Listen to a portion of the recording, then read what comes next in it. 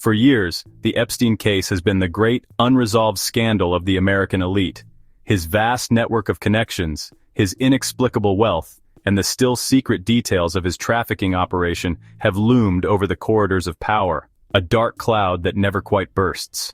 The so-called Epstein client list, the supposed record of those who participated in or benefited from his criminal enterprise, has been the subject of endless speculation and demand for disclosure. Now, under Attorney General Pam Bondi, the Trump administration claims it is finally ready to deliver. Bondi has announced that she is personally reviewing the Epstein files, stating that they are sitting on my desk and promising transparency. At first glance, this seems like the long-awaited reckoning that so many have demanded, but timing matters, context matters. And the context for this release is an FBI no longer tasked with oversight, but instead restructured to follow political orders. Kash Patel's rapid overhaul of the FBI has effectively neutralized its ability to investigate systemic corruption with counterintelligence, government integrity enforcement, and financial crimes oversight, all hollowed out by the mass reassignment of agents out of Washington, D.C. The personnel who would typically verify the origins and validity of the Epstein list are gone, and the Bureau's leadership has been reshaped to ensure loyalty over professionalism. In that environment, these files are not a tool for justice but a mechanism for controlled chaos. Ordinarily, a case like this would demand a strict evidentiary process. The list's provenance would be carefully scrutinized, corroborating documents would be required, and names would only be made public if verified through independent investigation. But none of those safeguards appear to be in place. Bondi has not disclosed the source of the list, the criteria for inclusion, or the standard of proof that will determine its authenticity. The most politically sensitive case in modern history is now subject to a vague, opaque review process led by a political appointee with unchecked discretion over what is revealed and what remains hidden. With no institutional guardrails left, the process will become a performance. The list will be selectively released in waves, with certain names exposed for maximum political impact, while others are quietly omitted or dismissed as unverified. Those left out will be protected by silence, while those included will be sentenced by accusation alone. No one will question the process once it begins, because the very act of being on the list will be enough to destroy reputations. In a system where oversight has been dismantled, the next step is inevitable.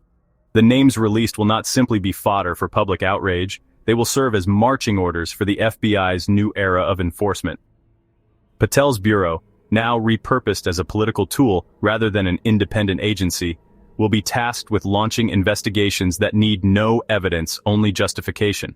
Some targets will face endless legal scrutiny, the weight of federal inquiry used to drain their resources and credibility. Others will be charged outright, as agents scour financial records and past misstatements for anything that might support an indictment. Even those who ultimately escape conviction will never be free from suspicion. The presence of their name on the list, even if later disproven, will leave a permanent stain. The structure of these investigations will serve a secondary function: intimidation of those who might challenge the administration's power. If an accusation can be manufactured, anyone can be made guilty, and once the precedent is set, the system can be used against whomever those in control deem a threat.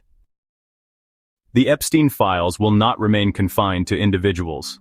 As the investigation expands, the administration will push for new anti-trafficking legislation, bills that broaden government surveillance, expand financial scrutiny, and loosen legal standards for asset seizure and detention. Just as the war on terror was used to justify mass spying on the public, the war on trafficking will be the rationale for sweeping new powers that have little to do with stopping human exploitation and everything to do with controlling political opposition.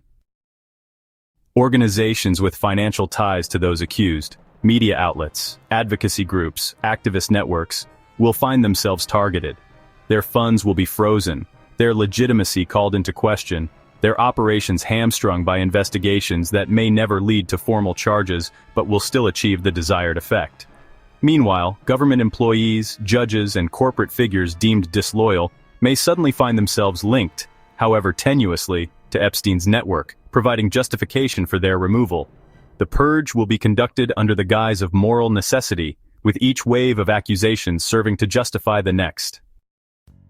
What is unfolding is not the disappearance of law enforcement, but its transformation into something unrecognizable.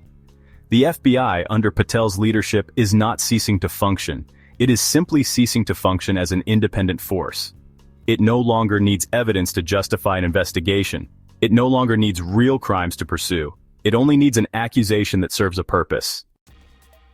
This is why the destruction of oversight matters. This is why the relocation of agents, the dismantling of counterintelligence, and the gutting of financial crime enforcement matter. This is why Bondi's review of the Epstein files in this moment is not just an investigation. It is the activation of a political weapon. Once the system is in motion, it will not stop. The names will continue to be revealed at strategic moments. The investigations will perpetuate themselves, each new accusation ensuring that more co-conspirators must be rooted out. Guilt will not be determined by what one has done, but by where one stands. Justice will no longer be about finding criminals. It will be about naming them. And once that process begins, no one will be beyond suspicion. Because in a world where the Federal Bureau of Investigation has become the Federal Bureau of Imagination, the most dangerous crime is the one that hasn't yet been invented, but soon will be.